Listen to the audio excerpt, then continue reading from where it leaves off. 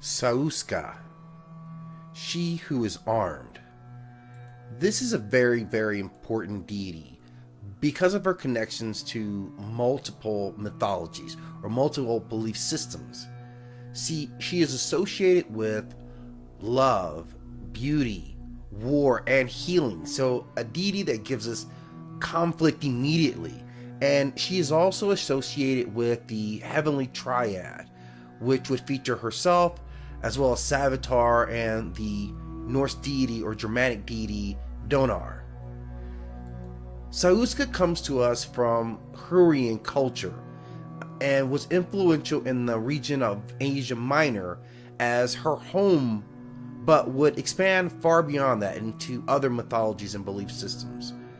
Her sacred animal was the lion, or specifically the lioness. Her sacred stone is the diamond, and her sacred number is 13. Sauska is a deity venerated by the Hurrians from the area of Asia Minor. She is comparable to the Mesopotamian Ishtar and is probably the same entity. She has a war aspect to her persona, and most often wore armor and helmets that were typically reserved for male deities in those roles. She was known for possessing 2 large wings, which sprouted from her back.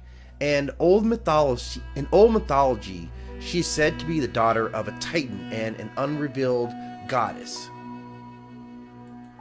She was later said to be the consort of the Germanic Deity Donar, who is synonymous with Thor, and their offspring was Savitar the Stimulator, and the 3 formed what was called the heavenly triad.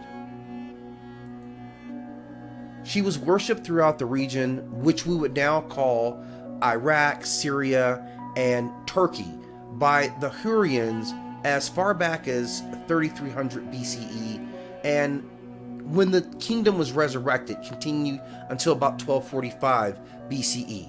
But she is called many names in many other cultures. It was said that she could shine her radiant light into the darkness of a human mind and allow for illumination and transcendence for that particular being. And that was a blessing she reserved for those who were the bravest. And talking about her represented in other cultures, we can see this clear representation. This is a letter that is written to the Pharaoh Amenhotep III from the Mitanni king Tushratta. There was an arranged marriage, and he was sending his daughter to be married to a member of the royal family in Kemet, or Egypt at that time. And he sent along gifts, which was common for that time as well. He sent along a representation of the goddess Sauska, and this is the letter that he sent along with it. Thus Sauska of Nineveh, mistress of my lands, says, I wish to go to Egypt, a country that I love, and then return. Now I herewith send her, and she is on the way. Now in the time too of my father, she went to this country, and just as earlier she dwelt there, and they honored her. May my brother honor her, then at his pleasure let her go so she may come back. May Sauska, the mistress of heaven, protect us, my brother and me, 100,000 years, and may our mistress grant both of us great joy.